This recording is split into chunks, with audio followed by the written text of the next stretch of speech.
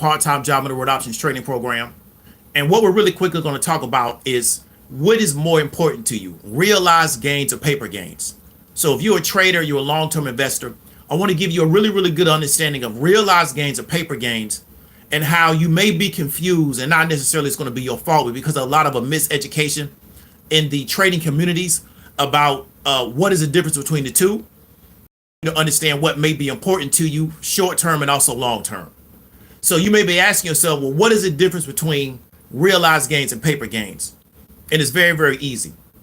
A lot of times people will be promoting to you to buy and hold, or to buy stocks and to sit in their long-term positions. And I kind of understand why they do that. You got capital gains implications. You have long-term wealth building implications that fall in line with that. So I'm not against it. However, I want you to understand something. This is something I learned a long time ago from this, I think he was a Pakistani guy who had a lot of money. He was a long-term investor. You haven't made or lost any money in the market until you exit the market. So now I want you to understand what I mean. So I'm going to repeat that.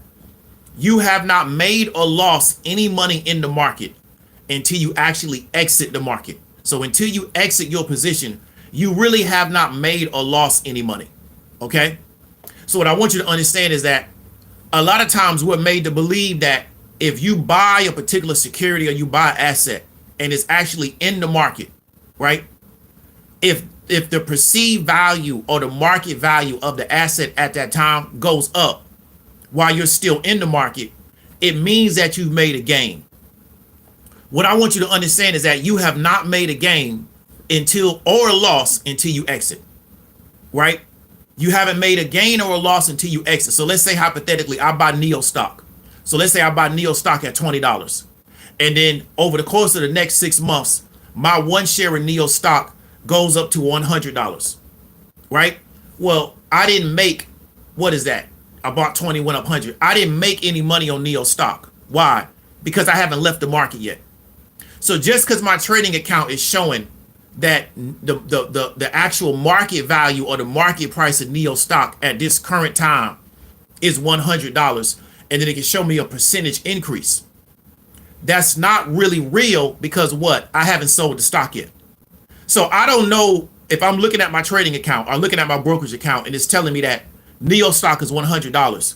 Well, between that particular moment and the time I go to sell it, which could be the next moment, anything can happen. It could come out in the next 30 seconds through the news wire that the SEC is investigating NEO for mass accounting fraud, right? And that information can hit the news wire and that NEO share price could go like this. So then now what happens? That share value no longer is $100. So then when I finally get around to exiting, I made a loss because I'm exiting and I'm actually selling at less than what I paid for. So what I don't want to do is discourage you and say that when you're looking at your brokerage account, it doesn't mean anything. But I want you to understand there's something between a realized gain and a paper gain. When you're looking at your brokerage account and you're seeing the appreciation of your share value from a dollar standpoint, or even from a percentage standpoint, that's what we call a paper gain. It's on paper. From an accounting standpoint, that's a paper gain. It hasn't been realized until you actually go and sell it. Because how do you know what something is worth to somebody else? How do you know that? When they actually buy it from you at that price. So it's similar to the real estate game. Somebody can say, hey man, your house has been appraised at $250,000, right? That doesn't mean anything. Why? Because you didn't get anybody to give you $250,000 for the house. So the house can get appraised at $250,000, and then you can end up selling it, right, for $180,000. Why? Because you couldn't find anybody to sell it, to buy it from you at $250,000 price. You see this with a lot of the celebrity homes. A lot of the celebrity homes, based on how the home's been constructed and the things inside the particular homes, they get appraised at a very, very high price point. When it's time for them to sell them, a lot of times they got to take a haircut on the house. Why? Because nobody's going to give them that for the house. So the appraisal and what they actually sell it for in the market are a lot of times two different prices. So as a long-term investor and as a trader, you got to understand the difference between a realized gain and a paper gain. Now, we just talked about what a paper gain is. Now let's go into a realized gain.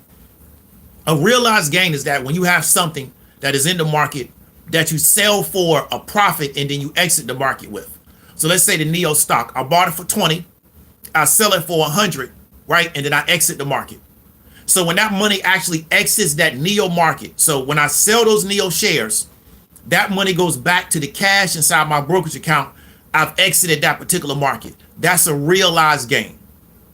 So if you're looking at your brokerage account and you bought shares of stock and they've gone up today, it doesn't mean that you made money today. It just means that your portfolio was up based on the value of those particular stocks at that particular moment. Doesn't mean that you've made money. You have not made any money from an accounting standpoint until you've actually, right, realized that gain, and you have not lost any money from an accounting standpoint until you actually realize that loss, which means what? You sold those particular securities or you sold those derivatives, and then you've exited the market, right? So you got to exit the market for whatever particular position that you're in. And that's what I want you to understand. So that's why if you're a long-term investor, you shouldn't get caught up in the day-to-day movement of your shares. So I'm a long-term investor in Apple. I never look at Apple's share price. I just keep buying Apple. Why? Because I don't care about I don't care about the day-to-day movement, right? I'm in Apple long-term. And so I'm not worrying about, oh, did I make money on Apple today? Did I lose money on Apple today? I don't care. And I think that if we're teaching people to do long-term buy and hold, but we're trying to get them caught up in the day-to-day movement of a share price, really there's a disconnect, because if you're buying and holding long-term, the day-to-day movement is not relevant. Now, if the stock totally tanks, you may want to reconsider why you're in that particular company. But I know Apple's not going anywhere. So I don't care if Apple sells off by 10%. It'll walk its way back up over the next 10 years. You understand me? If you want to be concerned with day-to-day movement of share prices, then that's more something that's more appropriate for traders who are maybe in short-term positions, maybe in swing-term positions. And then what they have to do is get in and out of those positions based on their paper trading value, so they can try to exit with a realized gain or have to deal with exiting with a realized loss over a much shorter amount of time.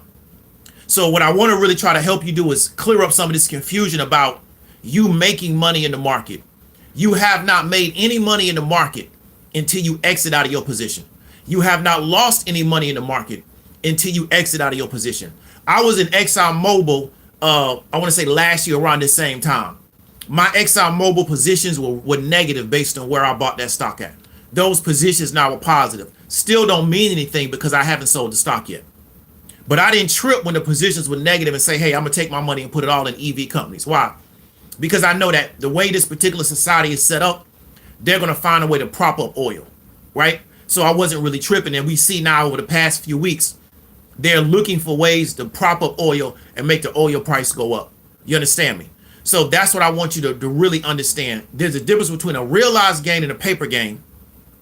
I want to encourage you to focus on realized gains, not focus as much on paper gains. And if you're in a company long term, like I am with Apple and some other companies, then don't worry about the day-to-day price movement, because it doesn't mean anything. Because you have not gained or lost anything in that particular company until you have to sell it.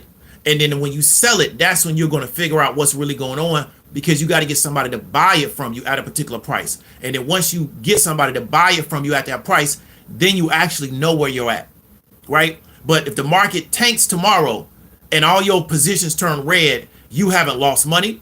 And if the market goes up tomorrow and all your positions turn green, you also have not made any money because you have not exited. So I hope that information was valuable to you. This is David W. Williams, also known as Diamond Dave, the founder of the highest paid part-time job of the world options trading course, and I'll talk to you later.